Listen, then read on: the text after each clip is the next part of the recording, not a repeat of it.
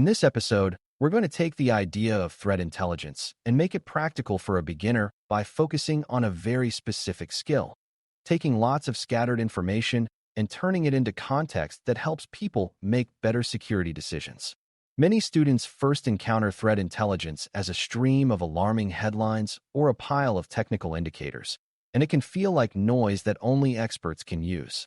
The real value appears when you can connect pieces together and answer simple, high-impact questions such as what is relevant to us, why it matters now, and what we should do differently because of it. Aggregating threat intelligence is not about collecting everything, because collecting everything guarantees overload. Instead, it is about selecting sources, organizing what they provide, and enriching it with your own organizational knowledge so it becomes usable rather than overwhelming. By the end, you should be able to explain what threat intelligence becomes when it is done well, a decision aid that reduces uncertainty and prevents surprises. Before we continue, a quick note. This audio course is a companion to our course companion books. The first book is about the exam and provides detailed information on how to pass it best. The second book is a Kindle-only ebook that contains 1,000 flashcards that can be used on your mobile device or Kindle. Check them both out at cyber.author.me in the Bare Metal Study Guide series. A helpful first step is to define what counts as threat intelligence without turning it into a mysterious term. Threat intelligence is information that helps you understand potential attackers, likely attack methods, common weaknesses being exploited, and patterns of malicious behavior in a way that supports prevention, detection, and response. Some threat intelligence is tactical, like specific indicators such as suspicious network locations or file patterns that might show up during attacks. Some is operational, like how an attack campaign tends to unfold and what steps attackers take after initial access. Some is strategic, like broader trends that influence what your organization should prioritize over months rather than hours. Beginners sometimes assume only tactical intelligence is real intelligence because it looks concrete, but strategic and operational intelligence often provide the context that makes tactical details meaningful. Aggregation is the act of bringing these different types together so you can see how they relate and what they imply for your organization.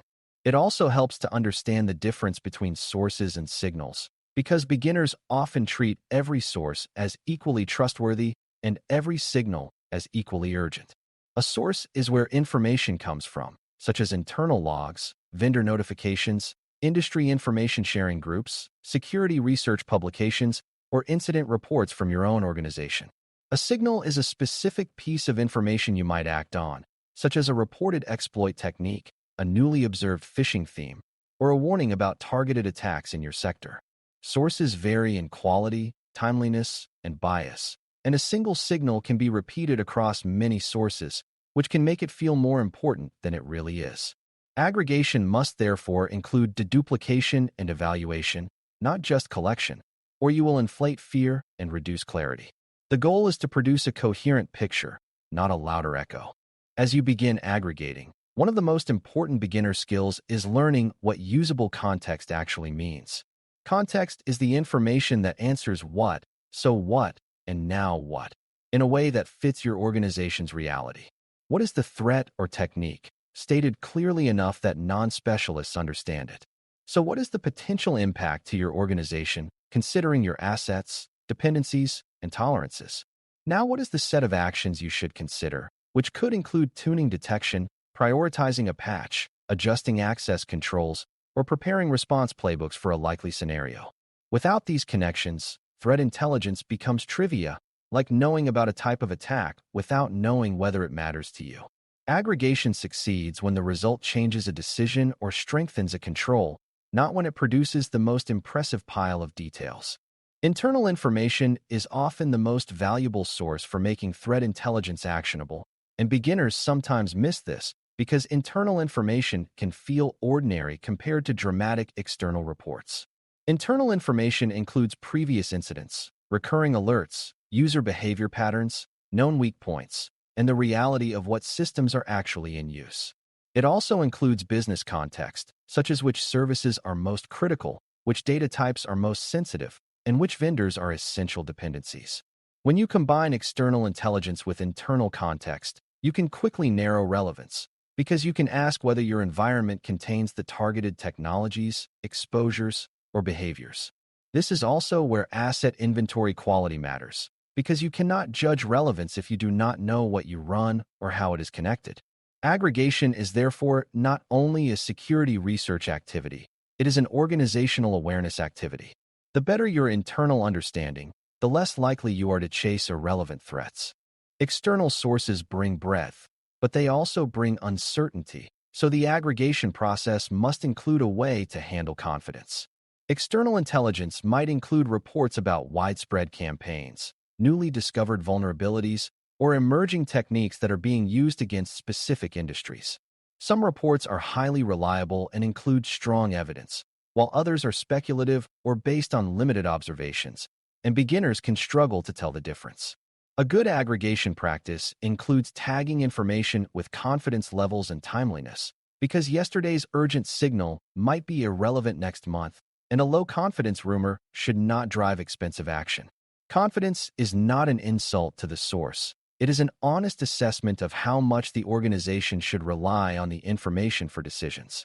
When confidence is explicit, leaders can make proportionate choices, such as monitoring and preparing rather than immediately redesigning systems.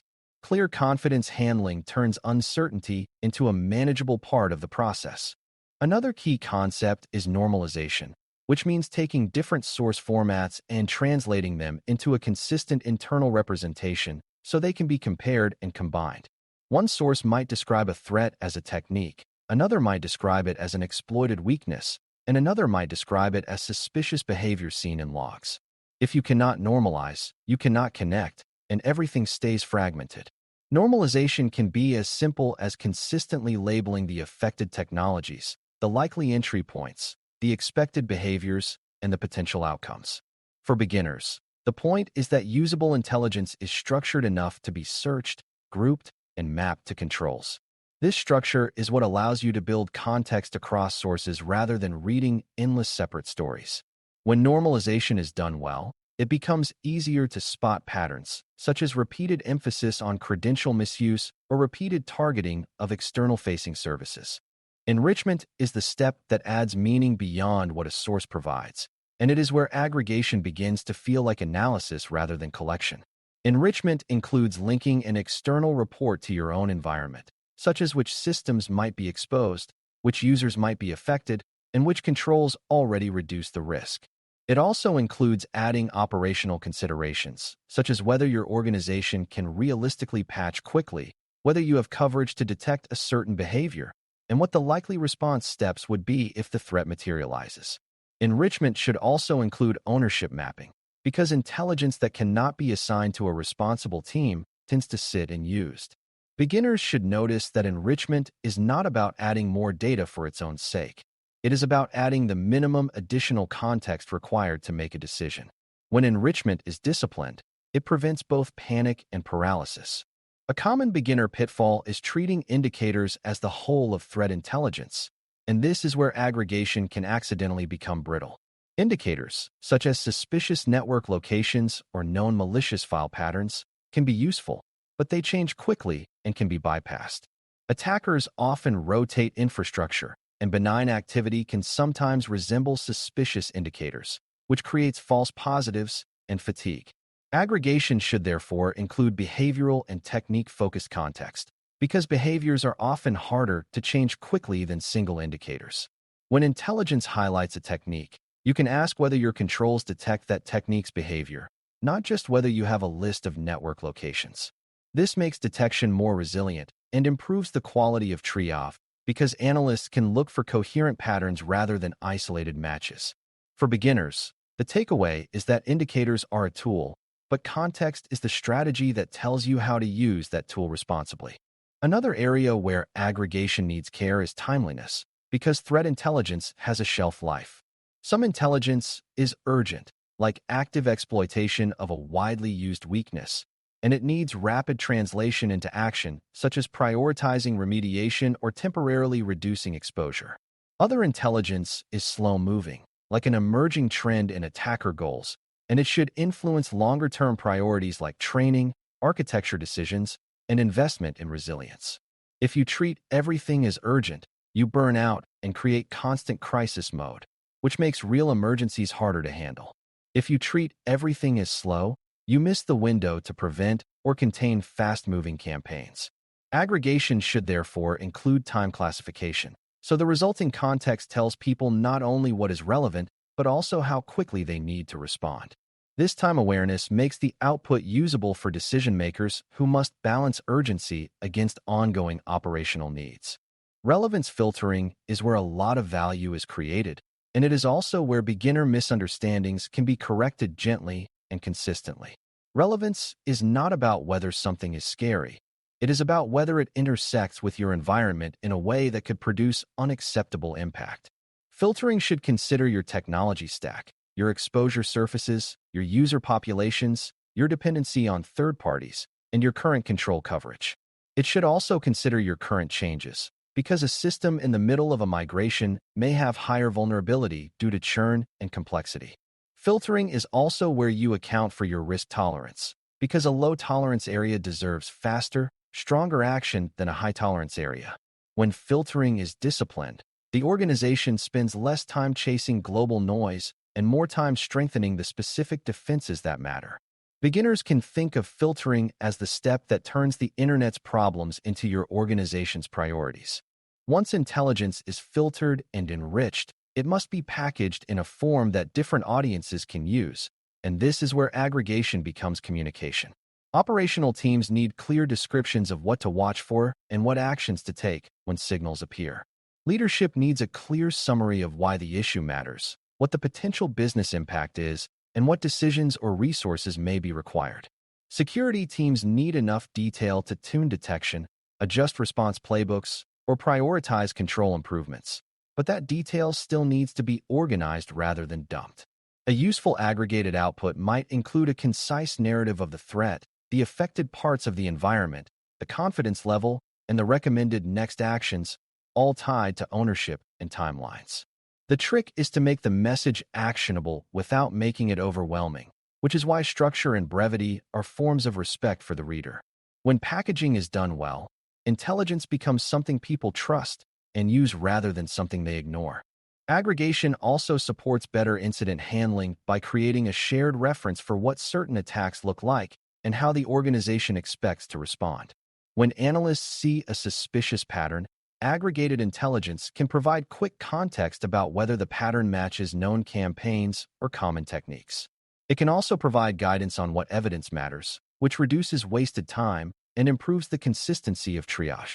Over time, this builds institutional memory because the organization accumulates knowledge about what it has seen and how it responded. That memory is critical because staff change, and without a knowledge base, teams keep relearning the same lessons the hard way.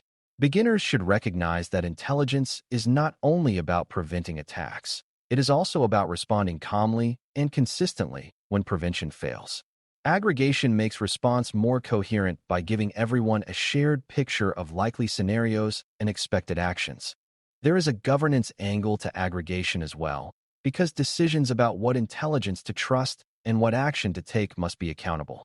If intelligence drives expensive remediation, disruptive changes, or public communication, decision-makers will want to know why the organization acted and what evidence supported the action. A defensible aggregation process includes traceability, meaning you can point back to the sources, the confidence judgments, and the internal context used to decide relevance. It also includes review and tuning, because a process that never changes will either become too noisy or too narrow as the environment evolves. Governance does not mean bureaucracy for its own sake. It means ensuring the intelligence process remains credible and aligned with risk tolerances. When governance is strong, teams feel safer escalating concerns because they know there is a structured path for evaluation and response. For beginners, governance is the difference between intelligence as a hobby and intelligence as an organizational capability. To conclude, aggregating threat intelligence from multiple sources into usable context is the practice of turning scattered information into a coherent decision aid that supports prevention, detection, and response.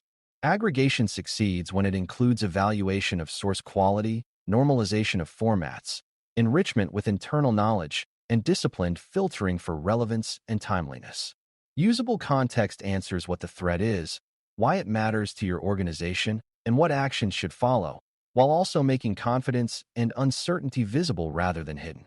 By balancing tactical indicators with behavioral and scenario-focused understanding, the organization avoids brittle defenses and builds more resilient detection and response. When the output is packaged for the right audiences and tied to ownership and accountability, intelligence stops being noise and starts becoming a routine part of operating safely. If you can consistently connect external signals to internal realities and produce clear, actionable context, you have mastered the core skill behind threat intelligence work, reducing uncertainty so the organization can act with calm, proportionate confidence. Thanks for listening. For more audio courses, daily newsletters, and more, please visit baremetalcyber.com.